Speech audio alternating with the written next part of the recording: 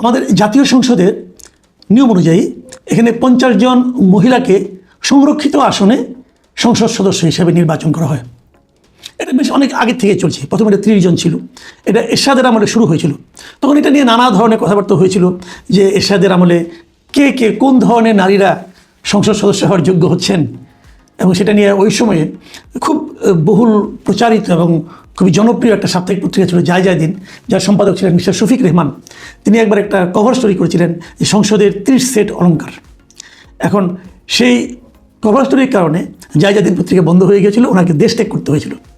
সেই cover story যে মূল বক্তব্যটা ছিল, সেই বক্তব্যটা আসলে অলংকার বলতে কী বোঝানো হয়েছিল, তারা সংসদের জন্য শোভা বর্ধনকারী কিনা, এবং তারা জাতীয় সংসদের ডিসিশন মেকিংয়ে আদৌ কোনো ভূমিকা রাখেন কিনা, এসব নানা বিষয় উল্লেখ করা হয়েছিল। এবং তাদেরকে কিভাবে নির্বাচন করা হয়, এরশাদ সাহেবের সেই সময় রমণী মোহন হিসেবে বেশ পরিচিতিও ছিল।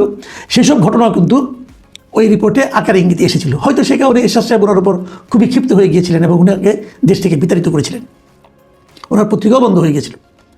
সেই 30 থেকে এখন 50-এ উত্তীর্ণ হয়েছে। কিন্তু এখনও এই নারী যারা সংসদ সদস্য হচ্ছেন, তাদের নির্বাচন প্রক্রিয়া এবং তাদের সংসদের ভূমিকা রাখার যে বাস্তবতা, সেগুলো থেকে কি আমরা বিরাট কোনো পরিবর্তন পেয়েছি? এই প্রশ্নটা কিন্তু আমি মনে করি একটা জরুরি প্রশ্ন। আমাদের এখানে এই যে নারী সদস্য নির্বাচিত হয়, এটা কীভাবে হয়? নিয়মটা হলো আমাদের 300 আসনে ইলেকশন হয়, ডাইরেক্ট ইলেকশন, সাধারণ মানুষ ভোট দিয়ে বানায়। ওখানেও কিন্তু নারীরা নির্বাচিত হন। এবারে নির্বাচনেও অনেক নারী ইলেকশন করেছেন, জনগণ ভোট দিয়েছে, এবং কোনো কোনো নারী পুরুষ প্রার্থীদেরকে পরাজিত করে ইলেক্টেড হয়েছেন। একজন নারী তো আপনার দলের কোনো মনোনয়ন পাননি, স্বতন্ত্রভাবে নির্বাচন করে উনি কিন্তু জাতীয় প্রার্থীদেরকে হারিয়ে নির্বাচিত হয়েছেন। আমি ব্যারিস্টার রুমিন ফারহানার কথাই বলছি।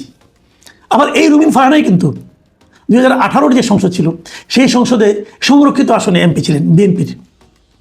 তো এই বিষয়গুলো কিন্তু নানাভাবে আসে। কিন্তু আমার কথা হলো যে প্রক্রিয়ায় নির্বাচিত হন সাধারণত মহিলা এমপিগণ, সেই প্রক্রিয়াটাকে আপনাকে কতটুকু গণতান্ত্রিক বলবেন? এগুলো কি সাধারণ মানুষের ডাইরেক্ট ভোটে হন না, ওনারা এমপিদের ভোটে হন। যে এমপিরা থাকেন সংসদে, 300 এমপি আছে, এই 300 এমপি ভোট দিয়ে এদেরকে বানায়, 50 জনকে বানায়। হিসাবটা এরকম যে এটা একটু পরোক্ষ ভোট আর কি। এরকম হিসাব যে যেহেতু 300 এমপির জন্য 50 জন মহিলা এমপি, সেহেতু হিসাবটা এরকম যে প্রতি 6 জন এমপির জন্য 1 জন মহিলা এমপি পাবে। এখন যেহেতু এটা আনুপাতিক হারে, যে দলের যতগুলো, যেমন ধরেন আপনার জামাতে ইসলামের জামাতে ইসলাম এবং তার জোট, তারা 77টা এমপি পেয়েছে। এখন 77টা যদি আপনি এমপি যদি আপনি 6 দিয়ে ভাগ দেন, তাহলে আপনি পাবেন 13। তার মানে ওনারা 13 জন এমপি পাবেন এই জোট। তার মধ্যে এনসিপি পেয়েছে 6টা আসন, সেই হিসাবে এনসিপি কিন্তু 6 জনের জন্য 1 জন এমপি পাবেন, এটাই হিসাব। তো এক্ষেত্রে ইন্টারেস্টিং হলো, জামাত কিন্তু একটা গণতান্ত্রিক কাজ করেছে। সেই গণতান্ত্রিক কাজটা হলো, তারা তাদের জোটের যারা কোনো আসন পায়নি ইলেকশনে, তাদের জন্য ওনারা 3টা এমপি আসন ছেড়ে দিয়েছেন। জামাতের হিসাবে জামাতের পাওয়ার কথা হলো 12টা এমপি, মহিলা এমপি। ওনারা 12 জনকে মনোনয়ন দেননি, ওনারা দিয়েছেন 9 জনকে, এবং বাকি 3টা ওনারা মনোনয়ন দিয়েছেন ওদের শরিক দলগুলোর থেকে। শরিক দলগুলো কে? একটা পেয়েছে জাকপা, একটা পেয়েছে খেলাফত মজলিস, এবং আরেকটা পেয়েছে এনসিপিকে তারা আরেকটা দিয়েছে। এনসিপির ডক্টর মাহমুদ মিতু উনি পেয়েছেন। তো ওনারা দিয়েছেন 3টা আসন তারা ছেড়ে দিয়েছে, আর বাকি 9টা তারা রেখেছে জামাতের। আর এনসিপির যে একটা ভাগে পাওয়ার কথা, ওটাতে এনসিপির তাদের একজন প্রার্থীকে মনিরা শারমিনকে দেওয়ার কথা আর কি, সম্ভবত উনি হচ্ছেন। এভাবে 13টা, আর বাকি 36টা আসন কিন্তু পেয়ে যাচ্ছে বিএনপি। তো 13 আর 36 49। আরেকটা পাবে যারা নাকি স্বতন্ত্র নির্বাচিত হয়েছে, তারা একজনকে, যে কোনো একজনকে তারা দেবে। এইভাবে কোটার ভিত্তিতে এই এমপিগুলো নির্বাচিত হয়। এখন প্রশ্ন হচ্ছে, এই যে নির্বাচিত হচ্ছেন, এদের কাজটা কি? দেখেন, 300 আসনের জন্য 300 জন এমপি আছে। এখন একজন মহিলা এমপি, ওনার জন্য কজন? 50 জন এমপির জন্য 64টা জেলা, তাহলে 50টা জেলায় 50 জন থাকতে পারবে, আর 14 জেলার কী হবে? তখন এই নিয়মটা করা হয়েছে যে কেউ 2টা জেলা পাবে, ছোটো ছোটো 2 জেলা, কেউ 1টা জেলা পাবে। এইভাবেই তারা ভাগ করা হয়। এখন ওই এক জেলায় মনে করেন 4টা সংসদীয় আসন আছে, অথবা 8টা সংসদীয় আসন আছে, থাকতে পারে। তো সেখানে কীভাবে এটাকে আপনি হ্যান্ডেল করবেন? এই বিষয়গুলো নিয়ে কিন্তু একটা জটিলতা আছে। এবং এই যে মহিলা এমপি নির্বাচিত হচ্ছে, এটা কিন্তু আমাদের সংবিধানের আলোকে হচ্ছে। সংবিধানে বলা হয়েছে যে মহিলা এমপি নির্বাচন করতে হবে 50টা, কিন্তু এটা বলা হয় নাই তাদের কাজটা কি।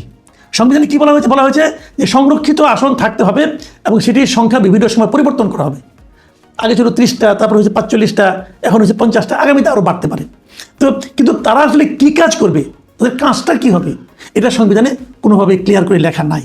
তার মানে সরকার তাদের অনুগ্রহ করে, দয়া করে যতটুকু কাজ দেন ওনারা ততটুকু কাজই কেবল করতে পারেন, এর চেয়ে বেশি কিছু না। এটা আসলে ওই যে একবার শফিক রহমান অলঙ্কার বলে বিপদে পড়ছিলেন, আমি অলঙ্কার বলতে চাই না, কিন্তু মূলত এটা শোভাবর্ধনের মতোই আমার কাছে মনে হয়, দুই একটা ব্যতিক্রম ছাড়া। তো এরা আসলে, তবে সংসদে যখন তারা বসবে, তারা কিন্তু সংসদে ভোটের ক্ষেত্রে সমান ভোট, পুরুষ এমপির যে ভোট তারও সেই সমান ভোট, পুরুষ এমপিরা যতটুকু আলোচনা করতে পারবে, মহিলা এমপিরাও সেই সমানভাবে আলোচনা করতে পারবে, তারা বিভিন্ন পয়েন্টে কথা বলতে পারবে, এইগুলো জায়গায় তাদের পাওয়ার ঠিক আছে। বেতন ভাতা পুরুষ এমপিরা যেরকম পাবে, মহিলা এমপিরা ওরকমই পাবে, ওই জায়গায় কোনো সমস্যা নাই। কিন্তু নির্বাচন প্রক্রিয়ায় সমস্যা। এই নির্বাচনটা ভালো হতো যদি সরাসরি ভোটের মাধ্যমে হতো। নানা রকম প্রস্তাব কিন্তু ছিল, এবার যে সংস্কার প্রস্তাব ছিল সেখানে কিন্তু নানা ধরনের প্রস্তাব ছিল, কিন্তু বেসিক্যালি বিএনপির কারণে, বিএনপির মানে আপত্তির কারণে সে সমস্ত প্রস্তাব খুব একটা হালে পানি পায় নাই। একটা প্রস্তাব তো আমার খুবই পছন্দ ছিল, সেই প্রস্তাবটা এমন ছিল যে মহিলা এমপির সংখ্যা আসলে 100 করা হবে।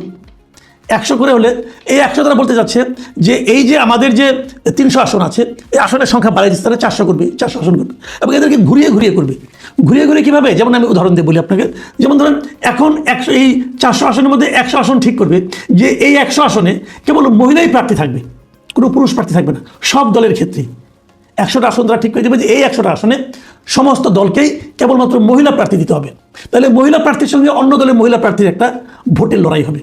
আবার 5 বছর পরে যখন আবার নতুন নির্বাচন হবে, তখন এই 100টাকে বাদ দিয়ে অন্য 100 আসনে কেবল মহিলা প্রার্থী দিতে হবে। এই যে সংরক্ষিত 100 আসন করে মহিলা প্রার্থী দিতে হবে, এইভাবে ঘুরে ঘুরে ঘুরে ঘুরে 4টা টার্মে সমস্ত দেশেই কিন্তু মহিলারা কেউ না কোনো, মানে এক একটা জায়গায় 100 জন করে মহিলা এমপি হবে। এই নিয়মটা আমার কাছে খুবই পছন্দ হয়েছিল। এর বাইরেও যদি মহিলা প্রার্থী হতে পারবে না তা না, তাও পারবে। এখন যেরকম অনেকে মহিলা প্রার্থী হন, ওরকম তারা মহিলা প্রার্থী হতে পারবে, কিন্তু ওই 100 আসনে কোনো পুরুষ প্রার্থী দিতে পারবে না। এরকম নিয়ম কিন্তু ভারতের সংসদ নির্বাচনে নাই, কিন্তু ওদের যে স্থানীয় সরকার নির্বাচন সেখানে এই ধরনের নিয়ম কিন্তু আছে, যে বিশেষ বিশেষ এলাকা থাকে যে এই 5 বছর এই এলাকায় গেলে মহিলা এমপি হবে।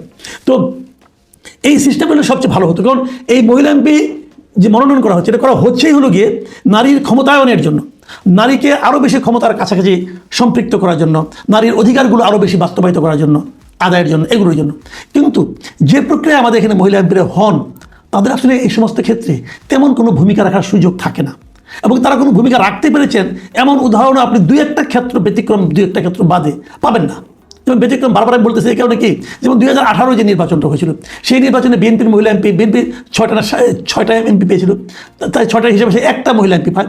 সে একজন মহিলা এমপি ছিলেন বেশ রুমিন ফারহানা, এবং আমরা দেখেছি ওই 6 জন মিলে যা করেছে তার চেয়ে বেশি ভূমিকা এক রুমিন ফারহানা রাখছিল 2018 আমরা সংসদের কথা যদি বলি। কাজে 2-1টা ব্যতিক্রম আছে, কিন্তু এছাড়া মহিলা এমপিরা নারীর ক্ষমতায়নে খুব ভূমিকা রেখেছেন এরকম অন্ততপক্ষে আমি দেখিনি। একটা বিষয় খুব ইন্টারেস্টিং, এটা বলে আমি শেষ করি। এবার যাদের নাম দেখলাম, বিএনপি তাদের 36 জনের নাম ঘোষণা করছে, জামাতও ঘোষণা করছে। জামাতের একটা প্রথম থেকে বলা হচ্ছিল তাদের কোনো কেন্দ্রীয় নেতৃবৃন্দ কোনো কোটার ভিত্তিতে কাউকে তারা দিবে না, এমপি বানাবে না, কোনো এমপির আত্মীয় স্বজনকে এমপি বানাবে না, এবং যতটুকু আমি জেনেছি তারা সেটা মেনটেন করেছে, তারা রেখেছে। এমনকি এই যে বর্তমানে যিনি আমির আছেন, ওনার ওয়াইফ কিন্তু অনেক আগে একবার মহিলা এমপি ছিলেন, এবারও উনি একজন ভালো প্রার্থী ছিলেন, কিন্তু যেহেতু উনি আমিরের স্ত্রী, অতএব তাকে কিন্তু মহিলা এমপি হিসাবে মনোনয়ন জামাত দেয়নি। মানে জামাত এক্ষেত্রে কঠোর গণতান্ত্রিক একটা মনোভাব তারা পোষণ করেছে এবং তার বাস্তবায়ন তারা করে দেখিয়েছে। কিন্তু এই জিনিসটা আমরা আবার বিএনপিতে দেখতে পাই নাই। বিএনপিতে কিন্তু আত্মীয় স্বজন, কে কার মেয়েটে, এগুলো মানে বিবেচনায় নেওয়া হয়েছে, এবং বিচিত্র বিচিত্র নামও এখানে দেখতে পেয়েছি আমি। যেমন ধরেন একজন এমপি, নরসিংদীর এমপি খালিদ কবির খোকন, ওনার স্ত্রী শিরিন সুলতানা, উনি মনোনয়ন পেয়েছেন। একজন মন্ত্রী নিতাই রায়চৌধুরী, তার কন্যা নিপুণ রায়চৌধুরী, উনি মনোনয়ন পেয়েছেন। তারপরে আরও 2-1জন আছেন যারা নাকি মনোনয়ন পেয়েছেন, যেমন চট্টগ্রামের সাবেক এমপি ও হুইপ ছিলেন যে সৈয়দ ওয়াহিদুল আলম, তার সন্তান, তার কন্যা, উনি মনোনয়ন পেয়েছেন।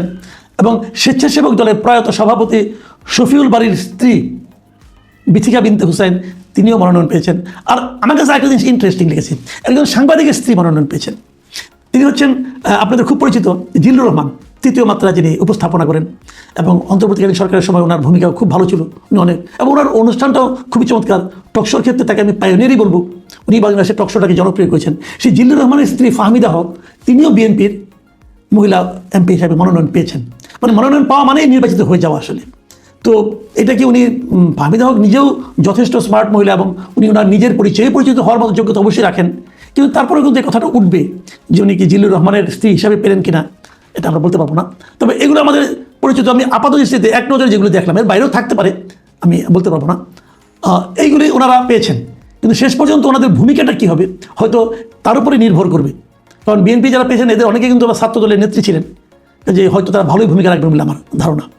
আমি চাইবো যে আমাদের দেশে যারা নাকি এরকম মহিলা এমপি হবেন তারা যেন সংসদে ভালো ভূমিকা রাখেন। এবং আমি এটাও চাইবো সামনে সংবিধান সংশোধন হবে, এই মহিলা এমপিদের জন্য সুনির্দিষ্টভাবে তাদের কর্মকাণ্ড কী হবে, তাদের কার্যক্রম কী হবে, তাদের দায়িত্ব কী হবে, এটা যদি যেন নির্ধারণ করে দেওয়া হয়, তাহলে তারা অলংকার হয়ে থাকবেন না, হয়তো একটা ভূমিকাও রাখতে পারবেন।